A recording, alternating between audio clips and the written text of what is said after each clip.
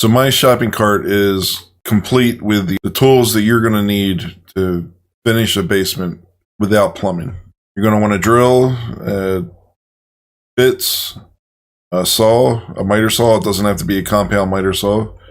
You're going to want a framing nailer, a compressor to drive the nailer, a hammer, screwdrivers, a tape measure, a good level. I prefer a 48-inch level. You can get a 6-foot level. A chalk line, a plumb bob and string, a caulk gun, a knife, drywall T-square, rotozip, a drywall saw, drywall knives for applying mud. You're going to want a mud pan. This is to hold the mud so you can use that to apply the mud from. Drywall screws. This is what's used to drive the screws into the drywall.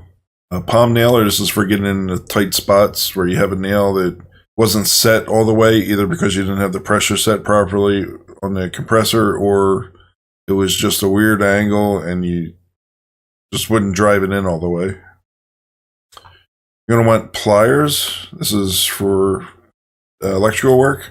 You want a shop vac. You do not want to use a home vacuum. You definitely want a shop vac to vacuum up any debris and drywall dust, sawdust that you're going to create.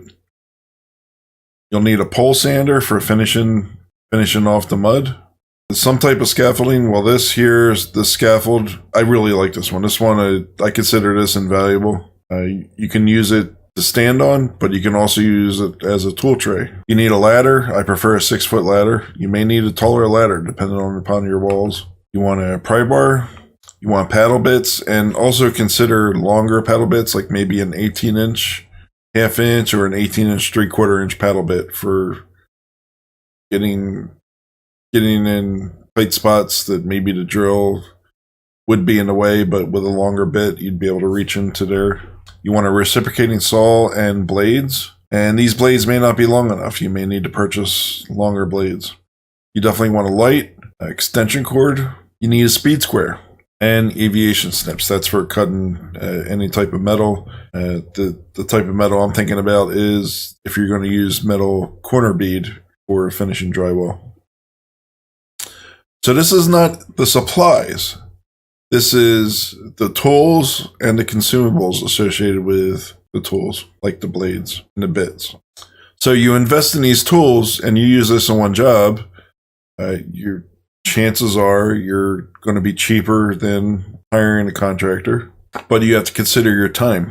Do you have a deadline? If you have a deadline, I would seriously consider hiring a good, reputable contractor who you know will get the job done on time. So is $1,400 a good investment? If you use it on one job, it probably is, because the amount of money you spend on a job doing it yourself and purchasing the tools versus hiring a contractor, you're probably saving money. And look forward to my next video where I estimate finishing a basement, and we'll use the home theater that I built of our former house.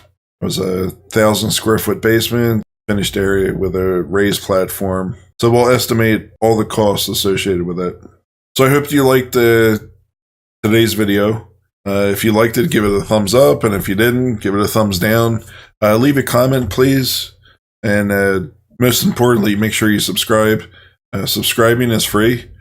All you do is create a Gmail account and sign in to YouTube using that account.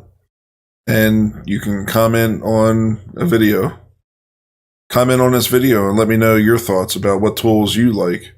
If you think I left out any important tools.